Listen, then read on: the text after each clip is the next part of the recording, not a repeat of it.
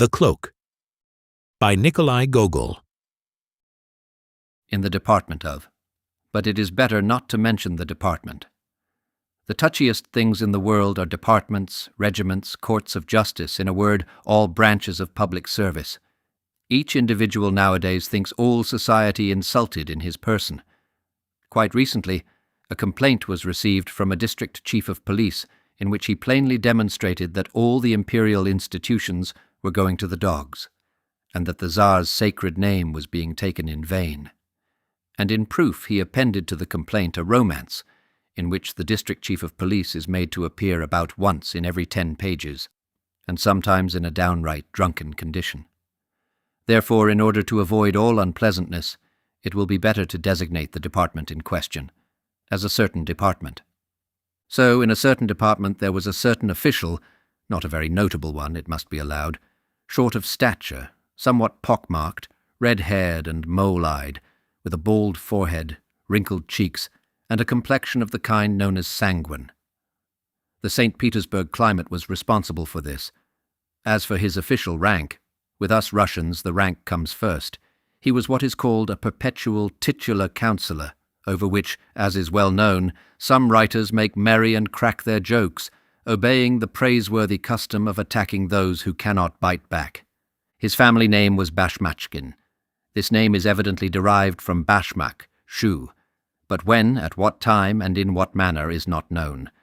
His father and grandfather, and all the Bashmachkins, always wore boots, which were resoled 2 or 3 times a year.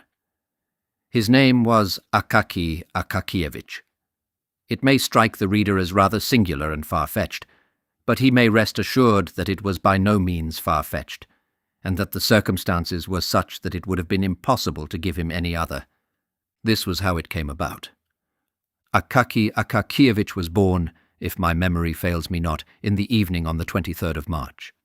His mother, the wife of a government official, and a very fine woman, made all due arrangements for having the child baptized. She was lying on the bed opposite the door. On her right stood the godfather, Ivan Ivanovich Eroshkin, a most estimable man who served as the head clerk of the Senate, and the godmother, Arina Semyonovna Bielobrinshkova, the wife of an officer of the quarter and a woman of rare virtues. They offered the mother her choice of 3 names, Mokia, Sosia, or that the child should be called after the martyr Kozdazat. "No," said the good woman, "all those names are poor." In order to please her, they opened the calendar at another place. 3 more names appeared, Trifoli, Dula, and Varakasi. "This is awful," said the old woman. "What names? I truly never heard the like. I might have put up with Varadat or Varuk, but not Trifoli and Varakasi." They turned to another page and found Pavsikaki and Vaktisi. "Now I see," said the old woman, "that it is plainly fate, and since such is the case, it will be better to name him after his father. His father's name was Akaki, so let his son's name be Akaki too. In this manner he became Akaki Akakievich. They christened the child, whereat he wept and made a grimace, as though he foresaw that he was to be a titular councillor. In this manner did it all come about.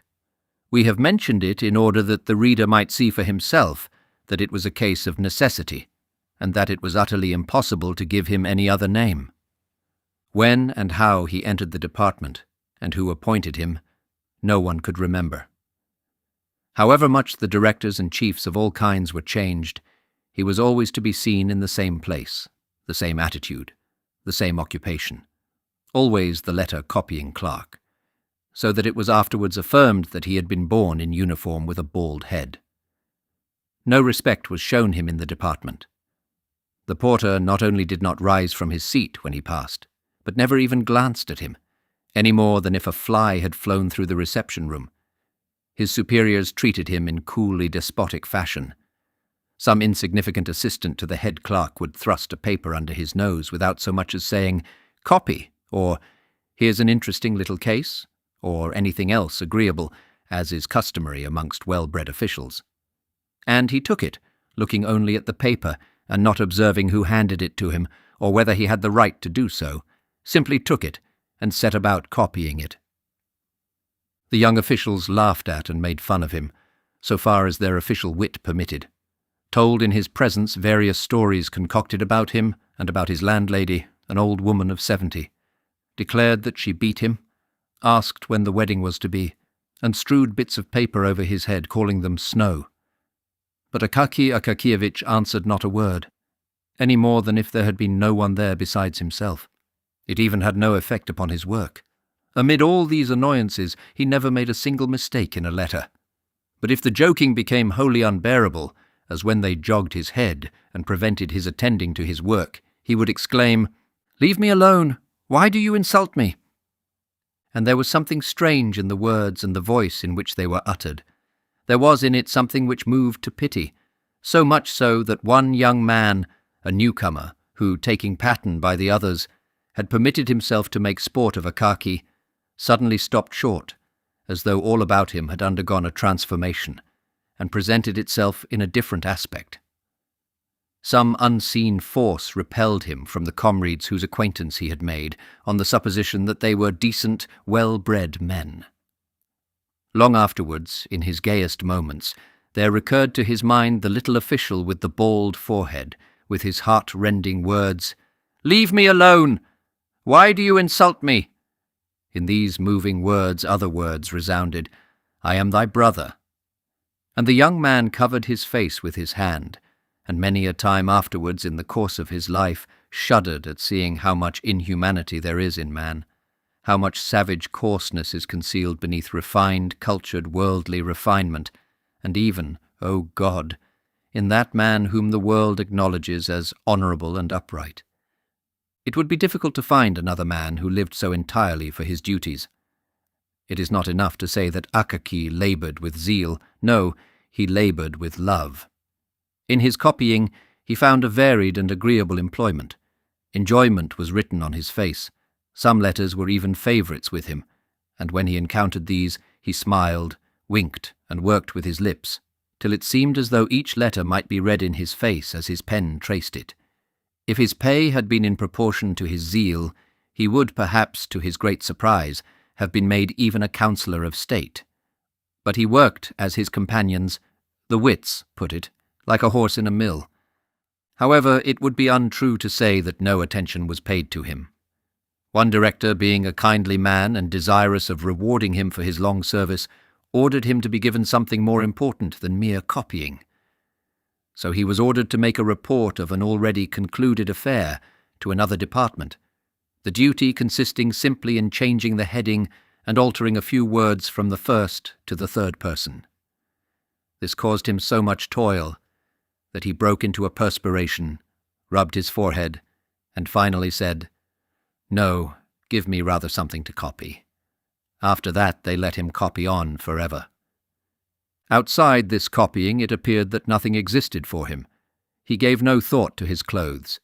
His uniform was not green, but a sort of rusty meal colour.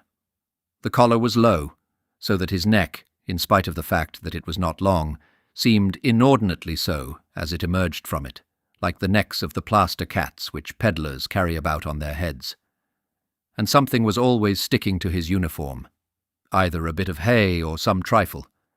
Moreover, he had a peculiar knack, as he walked along the street, of arriving beneath a window just as all sorts of rubbish was being flung out of it. Hence he always bore about on his hat scraps of melon rinds and other such articles. Never once in his life did he give heed to what was going on every day to the street, while it is well known that his young brother officials trained the range of their glances till they could see when anyone's trouser straps came undone upon the opposite sidewalk, which always brought a malicious smile to their faces. But Akaki Akakievich saw in all things the clean, even strokes of his written lines, and only when a horse thrust his nose from some unknown quarter over his shoulder and sent a whole gust of wind down his neck from his nostrils, did he observe that he was not in the middle of a line, but in the middle of the street. On reaching home he sat down at once at the table, sipped his cabbage soup up quickly, and swallowed a bit of beef with onions, never noticing their taste, and gulping down everything with flies and anything else which the Lord happened to send at the moment. When he saw that his stomach was beginning to swell, he rose from the table and copied papers which he had brought home.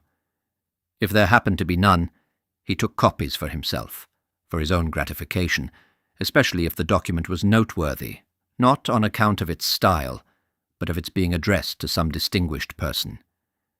Even at the hour when the grey St. Petersburg sky had quite disappeared, and all the official world had eaten or dined each as he could, in accordance with the salary he received and his own fancy.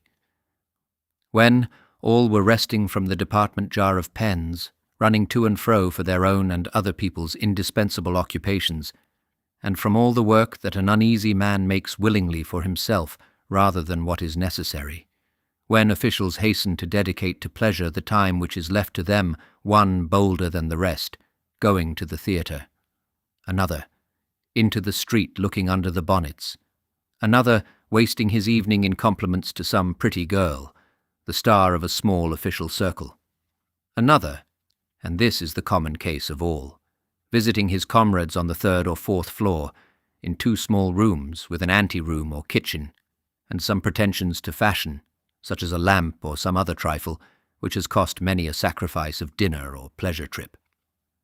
In a word, at the hour when all officials disperse among the contracted quarters of their friends to play whist as they sip their tea from glasses with a kopek's worth of sugar, smoke long pipes, relate at times some bits of gossip which a Russian man can never, under any circumstances, refrain from, and when there is nothing else to talk of, repeat eternal anecdotes about the commandant to whom they had sent word that the tails of the horses on the Falconet monument had been cut off.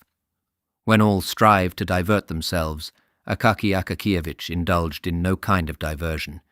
No one could even say that he had seen him at any kind of evening party.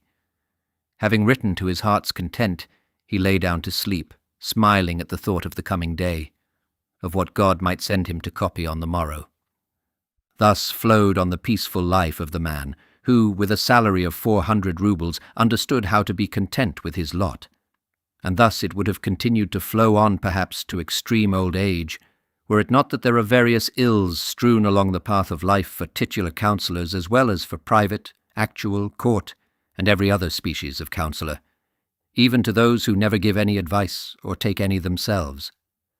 There exists in St. Petersburg a powerful foe of all who receive a salary of 400 roubles a year or thereabouts.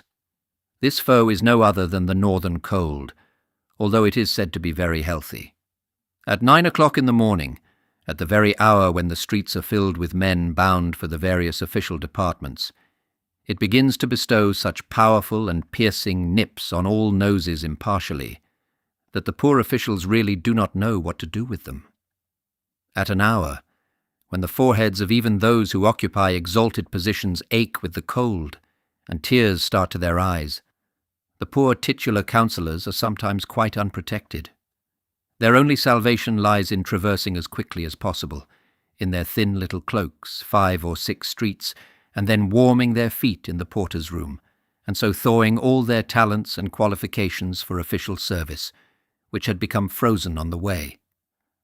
Akaky Akakievitch had felt for some time that his back and shoulders were paining with peculiar poignancy, in spite of the fact that he tried to traverse the distance with all possible speed. He began finally to wonder whether the fault did not lie in his cloak.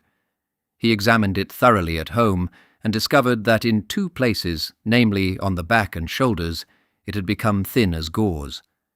The cloth was worn to such a degree that he could see through it, and the lining had fallen into pieces. You must know that Akaky Akakievitch's cloak served as an object of ridicule to the officials. They even refused it the noble name of cloak, and called it a cape.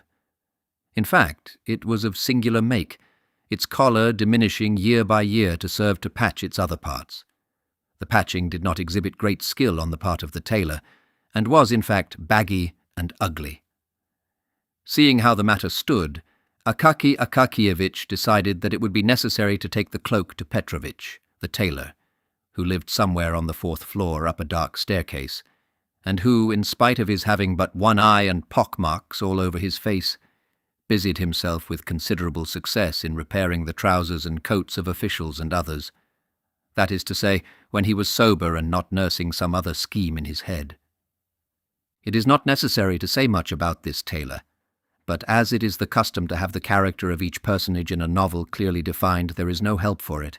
So here is Petrovich the tailor. At first he was called only Grigory, and was some gentleman's serf. He commenced calling himself Petrovich from the time when he received his free papers, and further began to drink heavily on all holidays, at first on the great ones, and then on all church festivals without discrimination, wherever a cross stood in the calendar. On this point he was faithful to ancestral custom, and when quarrelling with his wife, he called her a low female and a German. As we have mentioned his wife, it will be necessary to say a word or two about her.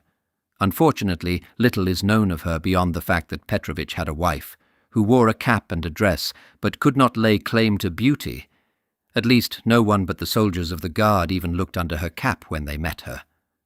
Ascending the staircase which led to Petrovich's room, which staircase was all soaked with dishwater and reeked with the smell of spirits which affects the eyes, and is an inevitable adjunct to all dark stairways in St. Petersburg houses.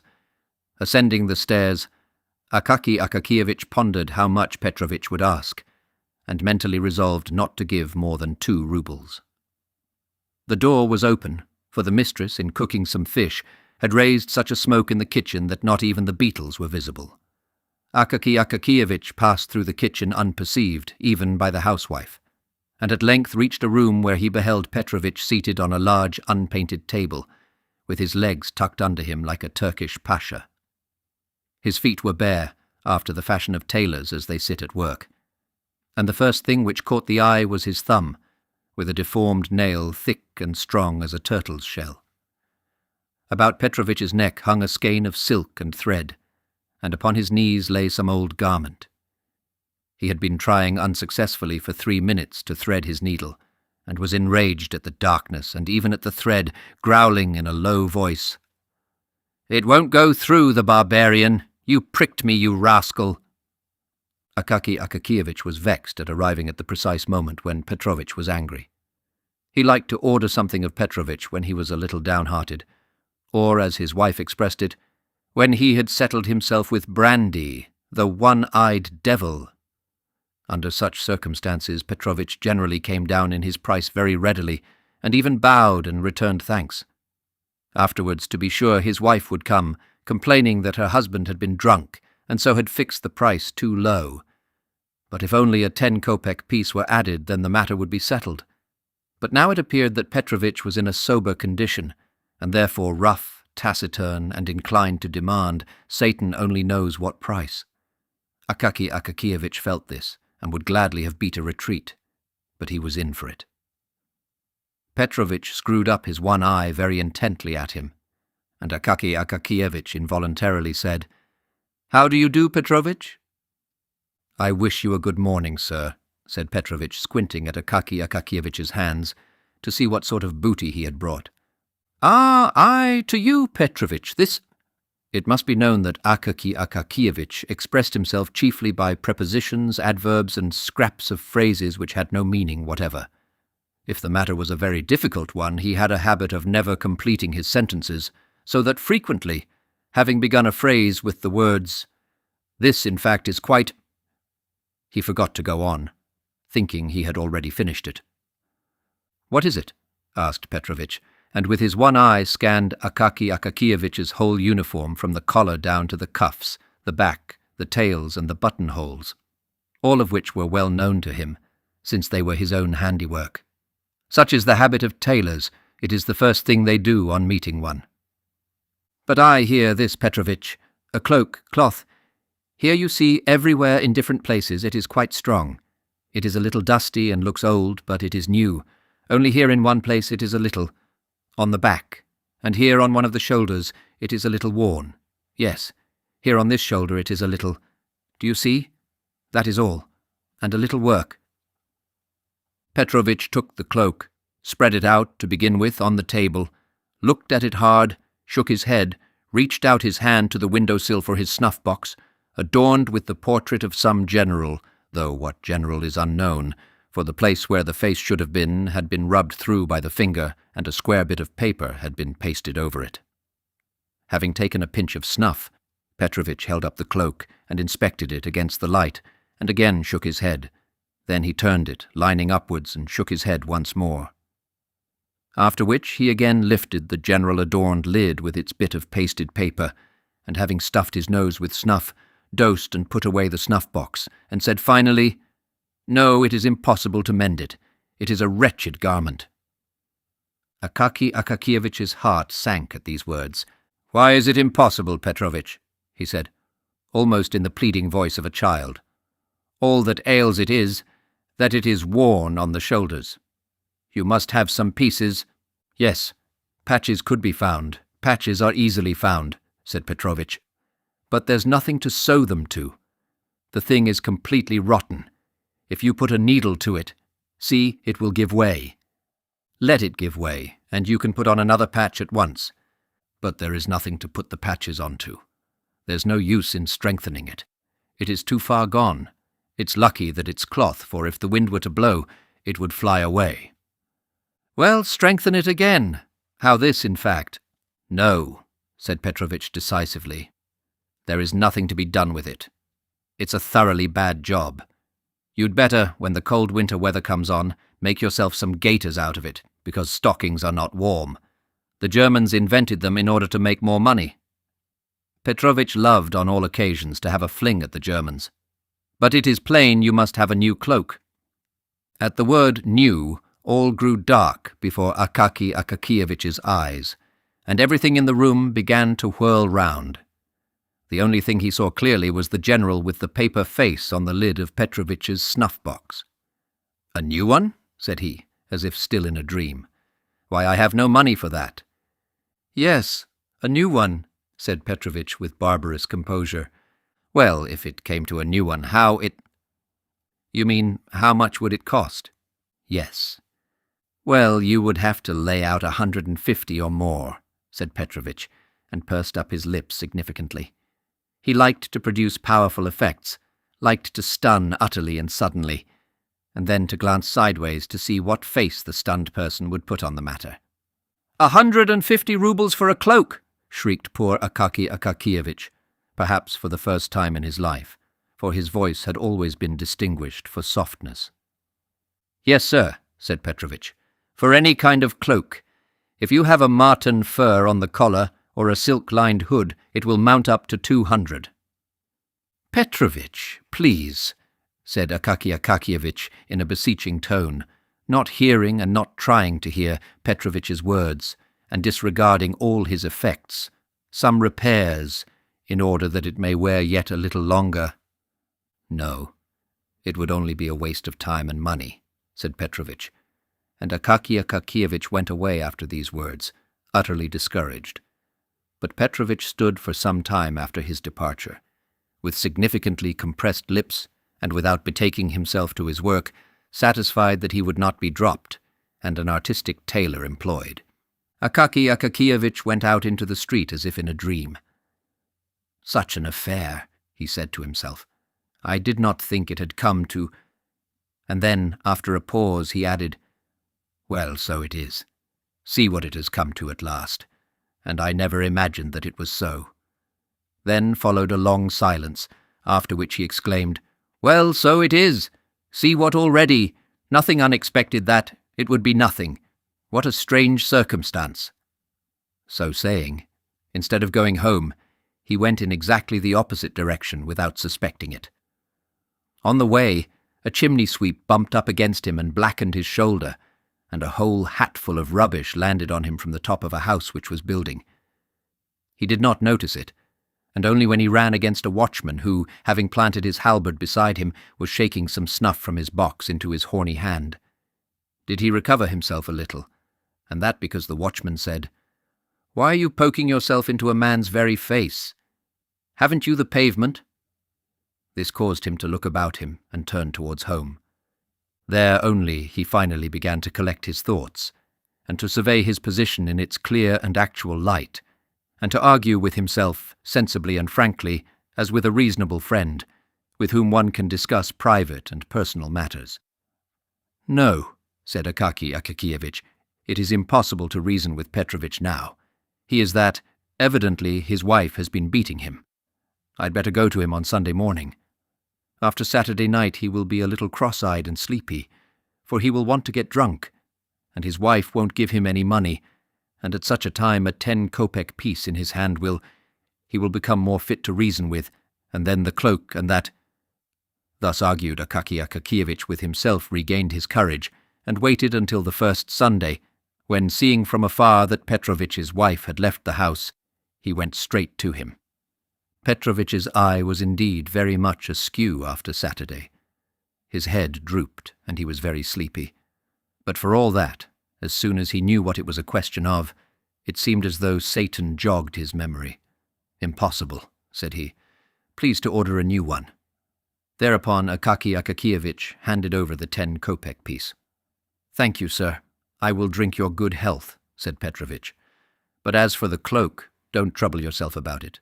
It is good for nothing. I will make you a capital new one, so let us settle about it now." Akaky Akakiyevich was still for mending it, but Petrovitch would not hear of it, and said, "I shall certainly have to make you a new one, and you may depend upon it that I shall do my best. It may even be, as the fashion goes, that the collar can be fastened by silver hooks under a flap." Then Akaky Akakiyevich saw that it was impossible to get along without a new cloak, and his spirit sank utterly. How, in fact, was it to be done? Where was the money to come from? He must have some new trousers and pay a debt of long standing to the shoemaker for putting new tops to his old boots, and he must order 3 shirts from the seamstress and a couple of pieces of linen.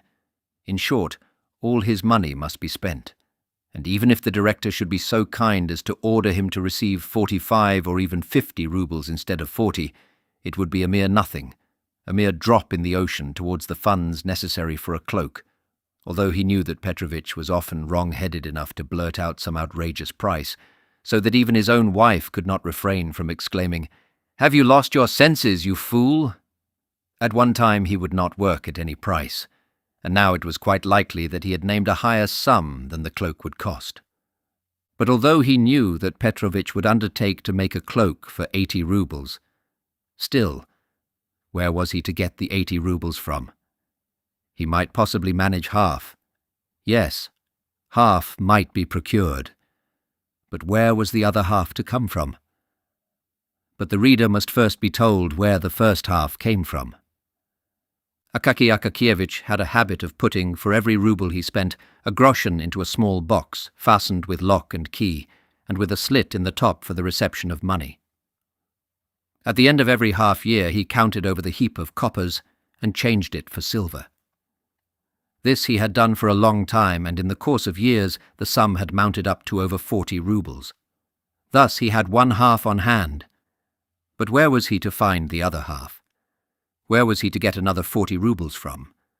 Akaky Akakiyevich thought, and decided that it would be necessary to curtail his ordinary expenses, for the space of 1 year at least, to dispense with tea in the evening, to burn no candles, and if there was anything which he must do, to go into his landlady's room and work by her light.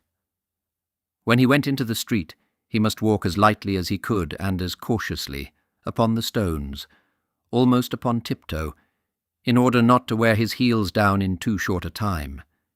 He must give the laundress as little to wash as possible, and in order not to wear out his clothes, he must take them off as soon as he got home and wear only his cotton dressing-gown, which had been long and carefully saved. To tell the truth, it was a little hard for him at first to accustom himself to these deprivations, but he got used to them at length, after a fashion, and all went smoothly.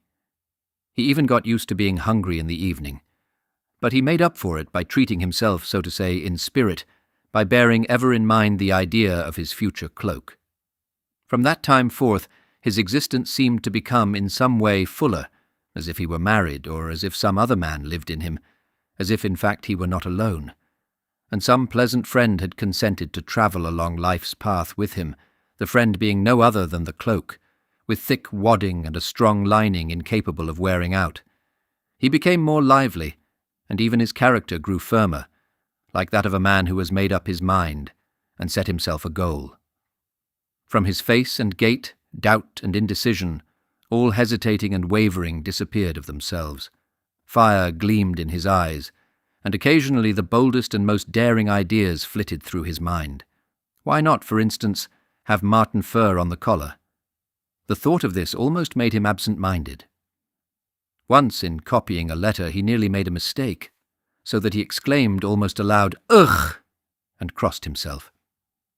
Once, in the course of every month, he had a conference with Petrovich on the subject of the cloak, where it would be better to buy the cloth, and the colour, and the price. He always returned home satisfied, though troubled, reflecting that the time would come at last when it could all be bought, and then the cloak made. The affair progressed more briskly than he had expected, for beyond all his hopes, the director awarded neither 40 nor 45 roubles for Akaky Akakievich's share, but 60. Whether he suspected that Akaky Akakievich needed a cloak, or whether it was merely chance, at all events, 20 extra roubles were by this means provided. This circumstance hastened matters. 2 or 3 months more of hunger, and Akaky Akakievich had accumulated about 80 roubles. His heart, generally so quiet, began to throb. On the first possible day, he went shopping in company with Petrovich. They bought some very good cloth, and at a reasonable rate too, for they had been considering the matter for 6 months, and rarely let a month pass without their visiting the shops to inquire prices. Petrovich himself said that no better cloth could be had. For lining, they selected a cotton stuff, but so firm and thick that Petrovich declared it to be better than silk, and even prettier and more glossy.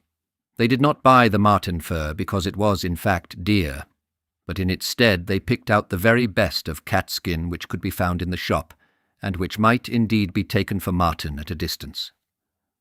Petrovich worked at the cloak 2 whole weeks, for there was a great deal of quilting, otherwise it would have been finished sooner. He charged 12 roubles for the job. It could not possibly have been done for less. It was all sewed with silk, in small, double seams, and Petrovich went over each seam afterwards with his own teeth, stamping in various patterns. It is difficult to say precisely on what day, but probably the most glorious one in Akaky Akakievich's life, when Petrovich at length brought home the cloak. He brought it in the morning, before the hour when it was necessary to start for the department. Never did a cloak arrive so exactly in the nick of time, for the severe cold had set in, and it seemed to threaten to increase. Petrovich brought the cloak himself as befits a good tailor. On his countenance was a significant expression, such as Akaky Akakievich had never beheld there. He seemed fully sensible that he had done no small deed, and crossed a gulf separating tailors who put in linings and execute repairs from those who make new things. He took the cloak out of the pocket handkerchief in which he had brought it. The handkerchief was fresh from the laundress, and he put it in his pocket for use. Taking out the cloak, he gazed proudly at it, held it up with both hands, and flung it skilfully over the shoulders of Akaky Akakievich. Then he pulled it and fitted it down behind with his hand, and he draped it around Akaky Akakievich without buttoning it. Akaky Akakievich, like an experienced man, wished to try the sleeves. Petrovich helped him on with them, and it turned out that the sleeves were satisfactory also. In short, the cloak appeared to be perfect, and most seasonable. Petrovich did not neglect to observe that it was only because he lived in a narrow street and had no signboard, and had known Akaky Akakievich so long that he had made it so cheaply, but that if he had been in business on the Nevsky Prospect, he would have charged 75 roubles for the making alone. Akaky Akakievich did not care to argue this point with Petrovich. He paid him, thanked him, and set out at once in his new cloak for the department. Petrovich followed him, and pausing in the street, gazed long at the cloak in the distance, after which he went to one side expressly to run through a crooked alley, and emerge again into the street beyond to gaze once more upon the cloak from another point, namely, directly in front. Meantime, Akaky Akakievich went on in holiday mood. He was conscious every second of the time that he had a new cloak on his shoulders, and several times he laughed with internal satisfaction. In fact, there were 2 advantages. One was its warmth, the other its beauty. He saw nothing of the road, but suddenly found himself at the department. He took off his cloak in the anteroom, looked it over carefully, and confided it to the special care of the attendant. It is impossible to say precisely how it was that everyone in the department knew at once that Akaky Akakievich had a new cloak, and that the cape no longer existed. All rushed at the same moment into the anteroom to inspect it. They congratulated him and said pleasant things to him, so that he began at first to smile and then to grow ashamed. When all surrounded him and said that the new cloak must be christened, and that he must at least give them all a party, Akaky Akakievich lost his head completely, and did not know where he stood, what to answer, or how to get out of it. He stood blushing all over for several minutes, trying to assure them with great simplicity that it was not a new cloak, that it was in fact the old cape. At length one of the officials, assistant to the head clerk, in order to show that he was not at all proud and on good terms with his inferiors, said, "So be it, only I will give the party instead of Akaky Akakievich. I invite you all to tea with me tonight. It just happens to be my name day too." The officials naturally at once offered the assistant clerk their congratulations and accepted the invitation with pleasure. Akaky Akakievich would have declined, but all declared that it was discourteous, that it was simply a sin and a shame, and that he could not possibly refuse. Besides, the notion became pleasant to him when he recollected that he should thereby have a chance of wearing his new cloak in the evening also. That whole day was truly a most triumphant festival for Akaky Akakievich. He returned home in the most happy frame of mind, took off his cloak, and hung it carefully on the wall, admiring afresh the cloth and the lining. Then he brought out his old, worn-out cloak for comparison. He looked at it and laughed, so vast was the difference.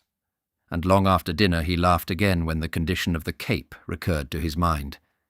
He dined cheerfully, and after dinner wrote nothing but took his ease for a while on the bed, until it got dark. Then he dressed himself leisurely, put on his cloak, and stepped out into the street. Where the host lived, unfortunately we cannot say. Our memory begins to fail us badly. The houses and streets in St. Petersburg have become so mixed up in our head that it is very difficult to get anything out of it again in proper form. This much is certain, that the official lived in the best part of the city, and therefore it must have been anything but near to Akaky Akakievich's residence. Akaky Akakievich was first obliged to traverse a kind of wilderness of deserted, dimly lighted streets. But in proportion as he approached the official's quarter of the city, the streets became more lively, more populous, and more brilliantly illuminated. Pedestrians began to appear. Handsomely dressed ladies were more frequently encountered. The men had otter-skin collars to their coats. Shabby sleigh men with their wooden railed sledges stuck over with brass-headed nails became rarer. Whilst on the other hand, more and more drivers in red velvet caps, lacquered sledges and bearskin coats began to appear, and carriages with rich hammercloths flew swiftly through the streets, their wheels scrunching the snow. Akaky Akakievich gazed upon all this as upon a novel sight. He had not been in the streets during the evening for years. He halted out of curiosity before a shop window to look at a picture representing a handsome woman who had thrown off her shoe, thereby baring her whole foot in a very pretty way, whilst behind her the head of a man with whiskers and a handsome moustache peeped through the doorway of another room. Akaky Akakievich shook his head and laughed, and then went on his way. Why did he laugh? Either because he had met with a thing utterly unknown, but for which everyone cherishes, nevertheless, some sort of feeling, or else he thought, like many officials, "Well, those French, what is to be said? If they do go in for anything of that sort, why—" But possibly he did not think at all. Akaky Akakievich at length reached the house in which the head clerk's assistant lodged. He lived in fine style. The staircase was lit by a lamp, his apartment being on the second floor. On entering the vestibule, Akaky Akakievich beheld a whole row of goloshes on the floor. Among them, in the centre of the room, stood a samovar, humming and emitting clouds of steam. On the walls hung all sorts of coats and cloaks, among which there were even some with beaver collars or velvet facings. Beyond, The buzz of conversation was audible, and became clear and loud when the servant came out with a trayful of empty glasses, cream jugs, and sugar bowls. It was evident that the officials had arrived long before, and had already finished their first glass of tea. Akaky Akakievich, having hung up his own cloak, entered the inner room. Before him all at once appeared lights, officials, pipes, and card tables, and he was bewildered by a sound of rapid conversation rising from all the tables, and the noise of moving chairs. He halted very awkwardly in the middle of the room, wondering what he ought to do. But they had seen him. They received him with a shout, and all thronged at once into the anteroom, and there took another look at his cloak. Akaky Akakievich, although somewhat confused, was frank-hearted, and could not refrain from rejoicing when he saw how they praised his cloak. Then, of course, they all dropped him and his cloak and returned, as was proper, to the tables set out for whist. All this, the noise, the talk, and the throng of people, was rather overwhelming to Akaky Akakievich. He simply did not know where he stood, or where to put his hands, his feet, and his whole body. Finally he sat down by the players, looked at the cards, gazed at the face of one and another, and after a while began to gape, and to feel that it was wearisome, the more so, as the hour was already long past when he usually went to bed. He wanted to take leave of the host, but they would not let him go, saying that he must not fail to drink a glass of champagne in honour of his new garment. In the course of an hour, supper, consisting of vegetable salad, cold veal, pastry, confectioner's pies, and champagne, was served. They made Akaky Akakievich drink 2 glasses of champagne, after which he felt things grow livelier. Still, he could not forget that it was 12 o'clock, and that he should have been at home long ago.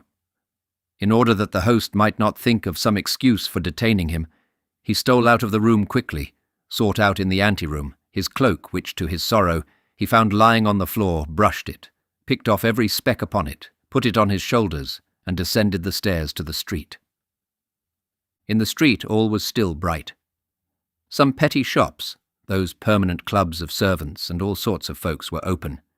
Others were shut, but nevertheless showed a streak of light the whole length of the door crack, indicating that they were not yet free of company, and that probably some domestics, male and female, were finishing their stories and conversations, whilst leaving their masters in complete ignorance as to their whereabouts. Akaky Akakievich went on in a happy frame of mind. He even started to run without knowing why after some lady, who flew past like a flash of lightning. But he stopped short and went on very quietly as before, wondering why he had quickened his pace. Soon there spread before him these deserted streets which are not cheerful in the daytime, to say nothing of the evening. Now they were even more dim and lonely. The lanterns began to grow rarer. Oil evidently had been less liberally supplied. Then came wooden houses and fences. Not a soul anywhere. Only the snow sparkled in the streets, and mournfully veiled the low-roofed cabins with their closed shutters. He approached the spot where the street crossed a vast square with houses barely visible on its farther side, a square which seemed a fearful desert. Afar, a tiny spark glimmered from some watchman's box, which seemed to stand on the edge of the world. Akaky Akakievich's cheerfulness diminished at this point in a marked degree. He entered the square, not without an involuntary sensation of fear, as though his heart warned him of some evil. He glanced back, and on both sides it was like a sea about him. No, it is better not to look, he thought, and went on, closing his eyes. When he opened them, to see whether he was near the end of the square, he suddenly beheld, standing just before his very nose, some bearded individuals of precisely what sort he could not make out. All grew dark before his eyes, and his heart throbbed. "Of course, the cloak is mine," said one of them in a loud voice, seizing hold of his collar. Akaky Akakievich was about to shout "Help!" when the second man thrust a fist, about the size of an official's head, at his very mouth, muttering, "Just you dare to scream!" Akaky Akakievich felt them strip off his cloak and give him a kick. He fell headlong upon the snow and felt no more. In a few minutes he recovered consciousness and rose to his feet, but no one was there. He felt that it was cold in the square and that his cloak was gone. He began to shout, but his voice did not appear to reach the outskirts of the square. In despair, but without ceasing to shout, he started at a run across the square, straight towards the watchbox, beside which stood the watchman, leaning on his halberd, and apparently curious to know what kind of a customer was running towards him shouting. Akaki Akakiyevich ran up to him and began in a sobbing voice to shout that he was asleep and attended to nothing and did not see when a man was robbed. The watchman replied that he had seen two men stop him in the middle of the square, but supposed that they were friends of his, and that, instead of scolding vainly, he had better go to the police on the morrow, so that they might make a search for whoever had stolen the cloak. Akaki Akakiyevich ran home and arrived in a state of complete disorder, his hair, which grew very thinly upon his temples, and the back of his head all tousled, his body, arms, and legs covered with snow. The old woman, who was mistress of his lodgings, on hearing a terrible knocking, sprang hastily from her bed, and with only one shoe on, ran to open the door, pressing the sleeve of her chemise to her bosom out of modesty. But when she had opened it, she fell back on beholding Akaki Akakiyevich in such a condition. When he told her about the affair, she clasped her hands and said that he must go straight to the district chief of police, for his subordinate would turn up his nose, promise well, and drop the matter there. The very best thing to do, therefore, would be to go to the district chief, whom she knew, because Finnish Anna, her former cook, was now nurse at his house. She often saw him passing the house, and he was at church every Sunday praying, but at the same time gazing cheerfully at everybody, so that he must be a good man, judging from all appearances. Having listened to this opinion, Akaki Akakiyevich betook himself sadly to his room. And how he spent the night there, anyone who can put himself in another's place may readily imagine. Early in the morning he presented himself at the district chief's, but was told the official was asleep. He went again at 10 and was again informed that he was asleep. At 11, and they said, "The superintendent is not at home." At dinner-time, and the clerks in the anteroom would not admit him on any terms, and insisted upon knowing his business. So that at last, for once in his life, Akaki Akakiyevich felt an inclination to show some spirit, and said curtly that he must see the chief in person, that they ought not to presume to refuse him entrance, that he came from the Department of Justice, and that when he complained of them, they would see. The clerks dared make no reply to this, and one of them went to call the chief, who listened to the strange story of the theft of the coat. Instead of directing his attention to the principal points of the matter, he began to question Akaki Akakiyevich. Why was he going home so late? Was he in the habit of doing so, or had he been to some disorderly house? So that Akaki Akakiyevich got thoroughly confused, and left him, without knowing whether the affair of his cloak was in proper train or not. All that day, for the first time in his life, he never went near the department. The next day he made his appearance, very pale, and in his old cape, which had become even more shabby. The news of the robbery of the cloak touched many, although there were some officials present who never lost an opportunity, even such a one as the present, of ridiculing Akaki Akakiyevich. They decided to make a collection for him on the spot, but the officials had already spent a great deal in subscribing for the director's portrait, and for some book at the suggestion of the head of that division, who was a friend of the author. And so the sum was trifling. One of them, moved by pity, resolved to help Akaki Akakiyevich with some good advice at least, and told him that he ought not to go to the police, for although it might happen that a police officer, wishing to win the approval of his superiors, might hunt up the cloak by some means, still, his cloak would remain in the possession of the police if he did not offer legal proof that it belonged to him. The best thing for him, therefore, would be to apply to a certain prominent personage, since this prominent personage, by entering into relation with the proper persons, could greatly expedite the matter. As there was nothing else to be done, Akaki Akakiyevich decided to go to the prominent personage. What was the exact official position of the prominent personage remains unknown to this day. The reader must know that the prominent personage had but recently become a prominent personage, having up to that time been only an insignificant person. Moreover, his present position was not considered prominent in comparison with others, still more so. But there is always a circle of people to whom what is insignificant in the eyes of others is important enough. Moreover, he strove to increase his importance by sundry devices. For instance, he managed to have the inferior officials meet him on the staircase when he entered upon his service. No one was to presume to come directly to him, but the strictest etiquette must be observed. The collegiate recorder must make a report to the government secretary to the titular councillor, or whatever other man was proper, and all business must come before him in this manner. In Holy Russia, all is thus contaminated with the love of imitation. Every man imitates and copies his superior. They even say that a certain titular councillor, when promoted to the head of some small separate office, immediately partitioned off a private room for himself, called it the audience chamber, and posted at the door a lackey with red collar and braid, who grasped the handle of the door and opened to all comers, though the audience chamber would hardly hold an ordinary writing table. The manners and customs of the prominent personage were grand and imposing, but rather exaggerated. The main foundation of his system was strictness. Strictness, strictness, and always strictness, he generally said, and at the last word he looked significantly into the face of the person to whom he spoke. But there was no necessity for this, for the half-score of subordinates, who formed the entire force of the office, were properly afraid. On catching sight of him afar off, they left their work and waited, drawn up in line, until he had passed through the room. His ordinary converse with his inferiors smacked of sternness, and consisted chiefly of 3 phrases. How dare you? Do you know whom you are speaking to? Do you realize who is standing before you? Otherwise he was a very kind-hearted man, good to his comrades and ready to oblige, but the rank of general threw him completely off his balance. On receiving any one of that rank he became confused, lost his way, as it were, and never knew what to do.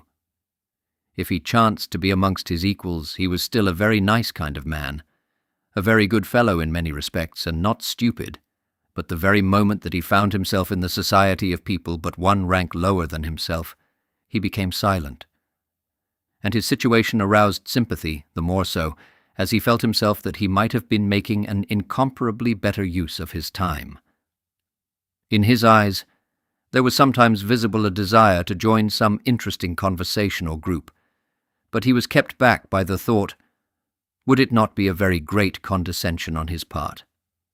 Would it not be familiar? And would he not thereby lose his importance? And in consequence of such reflections, he always remained in the same dumb state, uttering from time to time a few monosyllabic sounds, and thereby earning the name of the most wearisome of men. To this prominent personage Akaky Akakievich presented himself, and this at the most unfavourable time for himself, though opportune for the prominent personage. The prominent personage was in his cabinet, conversing very gaily with an old acquaintance and companion of his childhood, whom he had not seen for several years, and who had just arrived when it was announced to him that a person named Bashmachkin had come. He asked abruptly, "Who is he?" "Some official," he was informed. "Ah, he can wait. This is no time for him to call," said the important man. It must be remarked here that the important man lied outrageously. He had said all he had to say to his friend long before, and the conversation had been interspersed for some time with very long pauses, during which they merely slapped each other on the leg and said, "You think so, Ivan Abramovich?" "Just so, Stepan Varlamovich." Nevertheless, he ordered that the official should be kept waiting, in order to show his friend, a man who had not been in the service for a long time, but had lived at home in the country, how long officials had to wait in his anteroom. At length, having talked himself completely out, and more than that, having had his fill of pauses, and smoked a cigar in a very comfortable armchair with reclining back, he suddenly seemed to recollect, and said to the secretary who stood by the door with papers of reports, "So it seems that there is an official waiting to see me. Tell him that he may come in." On perceiving Akaky Akakievich's modest mien and his worn uniform, he turned abruptly to him and said, "What do you want?" in a curt, hard voice, which he had practiced in his room in private and before the looking-glass for a whole week before being raised to his present rank. Akaky Akakievich, who was already imbued with a due amount of fear, became somewhat confused and, as well as his tongue would permit, explained with a rather more frequent addition than usual of the word that his cloak was quite new and had been stolen in the most inhuman manner, that he had applied to him in order that he might in some way, by his intermediation, that he might enter into correspondence with the chief of police and find the cloak. For some inexplicable reason, this conduct seemed familiar to the prominent personage. "What, my dear sir?" he said abruptly. "Are you not acquainted with etiquette? To whom have you come? Don't you know how such matters are managed? You should first have presented a petition to the office. It would have gone to the head of the department, then to the chief of the division, then it would have been handed over to the secretary, and the secretary would have given it to me." "But, Your Excellency," said Akaky Akakievich, trying to collect his small handful of wits, and conscious at the same time that he was perspiring terribly, "I, Your Excellency, presumed to trouble you because secretaries are an untrustworthy race." What?" said the important personage. "Where did you get such courage? Where did you get such ideas? What impudence towards their chiefs and superiors has spread among the young generation?" The prominent personage apparently had not observed that Akaky Akakievich was already in the neighbourhood of 50. If he could be called a young man, it must have been in comparison with someone who was 70. "Do you know to whom you are speaking? Do you realize who is standing before you? Do you realize it? Do you realize it, I ask you?" Then he stamped his foot and raised his voice to such a pitch that it would have frightened even a different man from Akaky Akakievich.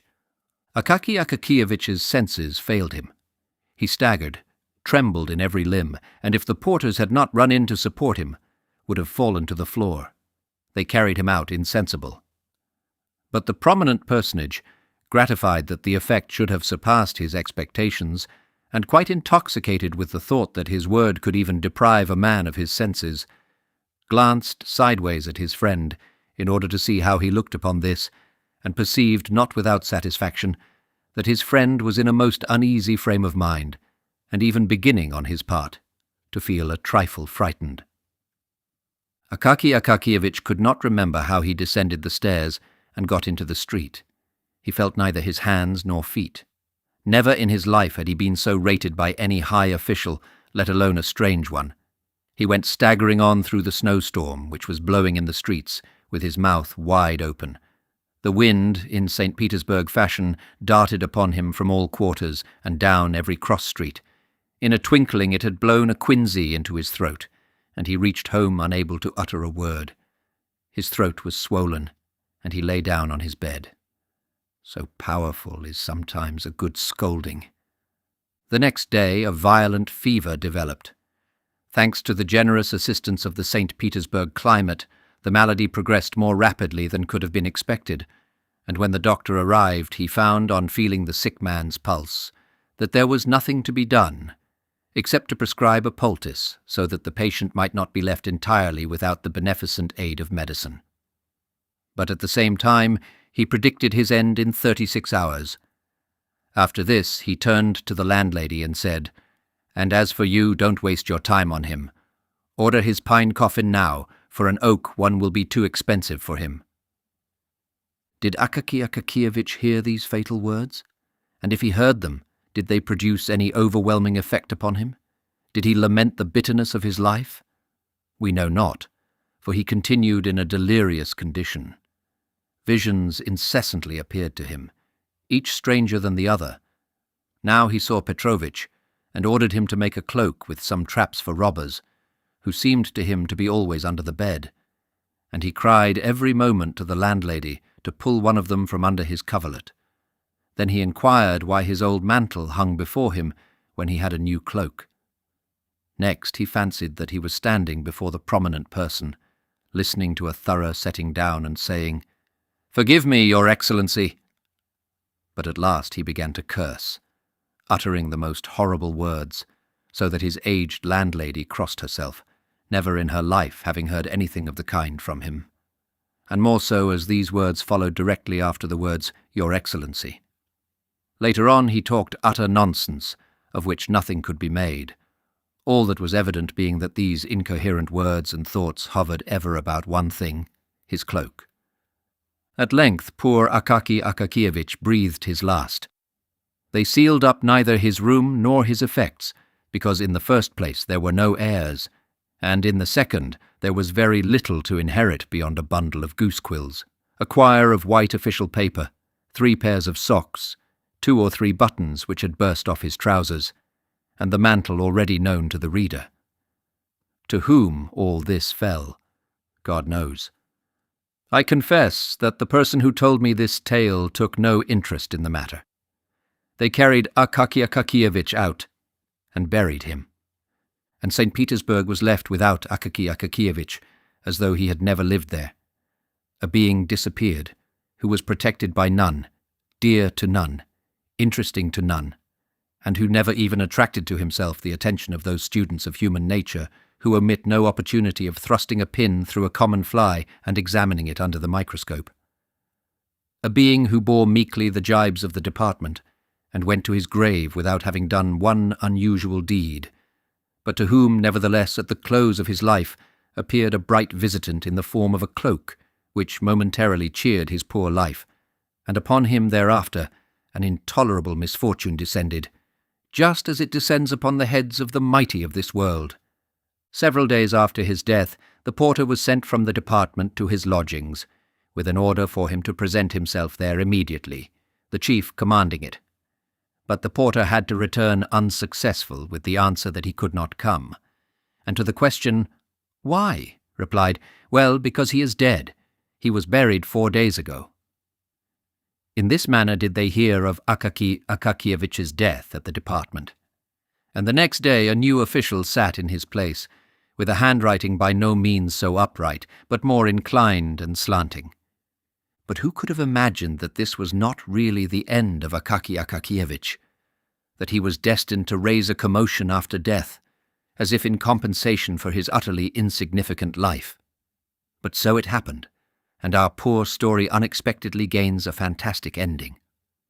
A rumour suddenly spread through St. Petersburg that a dead man had taken to appearing on the Kalinkin Bridge, and its vicinity at night in the form of an official seeking a stolen cloak, and that, under the pretext of its being the stolen cloak, he dragged, without regard to rank or calling, everyone's cloak from his shoulders, be it catskin, beaver, fox, bear, sable, in a word, every sort of fur and skin which men adopted for their covering. One of the department officials saw the dead man with his own eyes, and immediately recognized in him Akaky Akakievich. This, however, inspired him with such terror that he ran off with all his might, and therefore did not scan the dead man closely, but only saw how the latter threatened him from afar with his finger. Constant complaints poured in from all quarters that the backs and shoulders, not only of titular, but even of court councillors, were exposed to the danger of a cold on account of the frequent dragging off of their cloaks. Arrangements were made by the police to catch the corpse, alive or dead, at any cost, and punish him as an example to others in the most severe manner.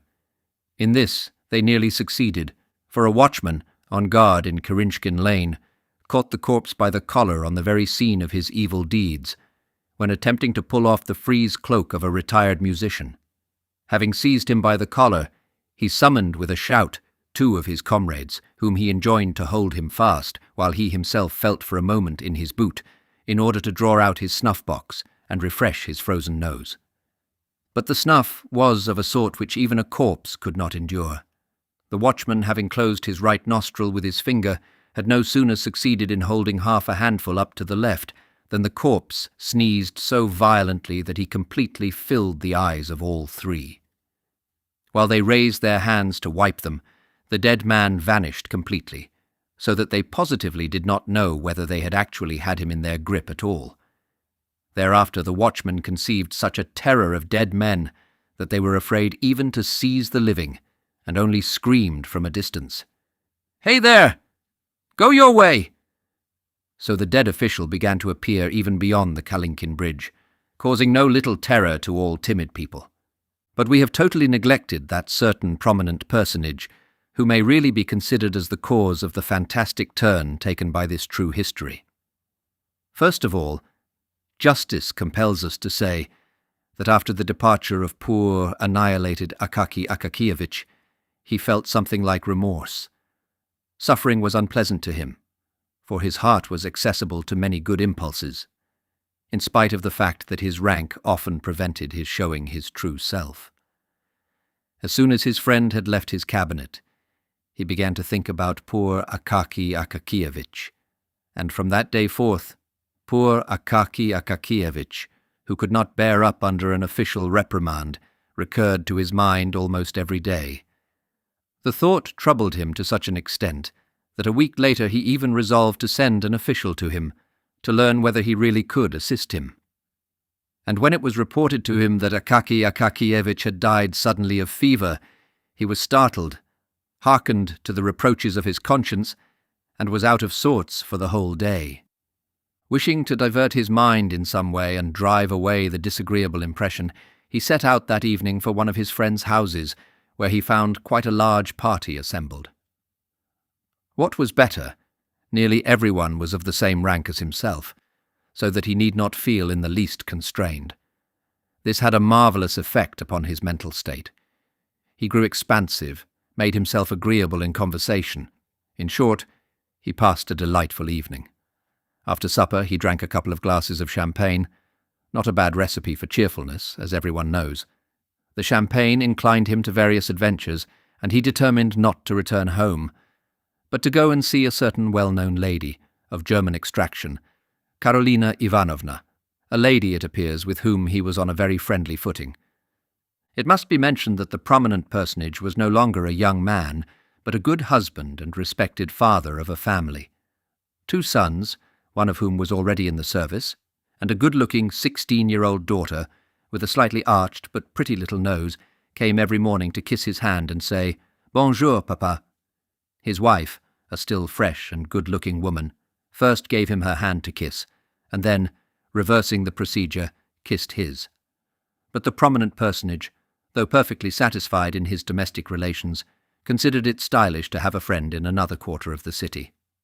This friend was scarcely prettier or younger than his wife, but there are such puzzles in the world, and it is not our place to judge them. So the important personage descended the stairs, stepped into his sledge, said to the coachman, "To Karolina Ivanovna's," and, wrapping himself luxuriously in his warm cloak, found himself in that delightful frame of mind than which a Russian can conceive nothing better, namely, when you think of nothing yourself. Yet when the thoughts creep into your mind of their own accord, each more agreeable than the other, giving you no trouble either to drive them away or seek them.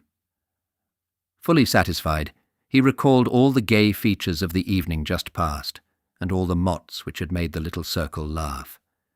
Many of them he repeated in a low voice, and found them quite as funny as before, so it is not surprising that he should laugh heartily at them. Occasionally, however, he was interrupted by gusts of wind which, coming suddenly, God knows whence or why, cut his face, drove masses of snow into it, filled out his cloak collar like a sail, or suddenly blew it over his head with supernatural force, and thus caused him constant trouble to disentangle himself. Suddenly the important personage felt someone clutch him firmly by the collar.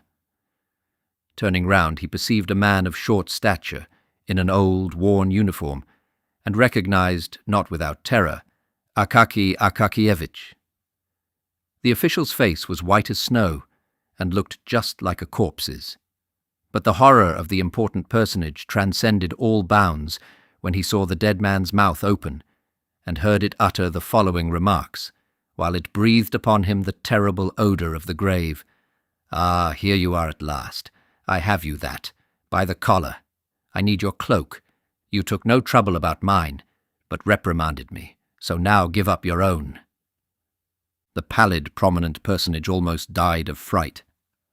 Brave as he was in the office and in the presence of inferiors generally, and although at the sight of his manly form and appearance everyone said, "Ugh, how much character he has!"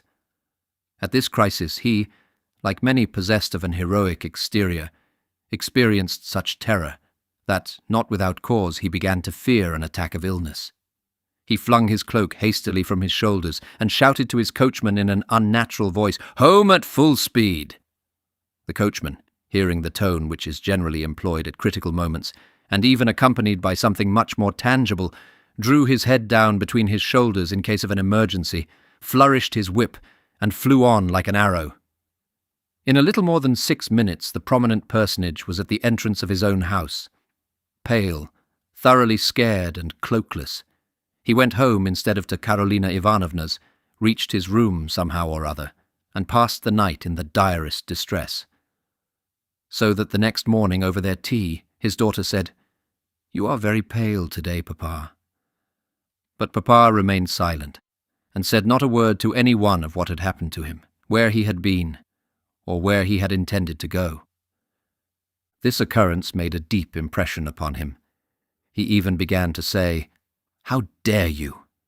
Do you realize who is standing before you?" Less frequently to the under-officials, and if he did utter the words, it was only after first having learned the bearings of the matter. But the most noteworthy point was that from that day forward the apparition of the dead official ceased to be seen. Evidently the prominent personage's cloak just fitted his shoulders. At all events, no more instances of his dragging cloaks from people's shoulders were heard of. But many active and solicitous persons could by no means reassure themselves, and asserted that the dead official still showed himself in distant parts of the city. In fact, one watchman in Kolomen saw with his own eyes the apparition come from behind a house. But the watchman was not a strong man, so he was afraid to arrest him, and followed him in the dark, until at length the apparition looked round, paused, and inquired, "What do you want?" at the same time showing such a fist as is never seen on living men. The watchman said, "Nothing," and turned back instantly, but the apparition was much too tall, wore huge moustaches, and directing its steps apparently towards the Obukhov Bridge, disappeared in the darkness of the night. The end. Best Audiobooks for Free hopes that you have enjoyed this production of The Cloak by Nikolai Gogol. Please like this video and subscribe to our channel on YouTube and Rumble as your like. And subscription are the support we need to create more great free content. Please look to our website at bestaudiobooksforfree.com for a complete list of our audiobooks.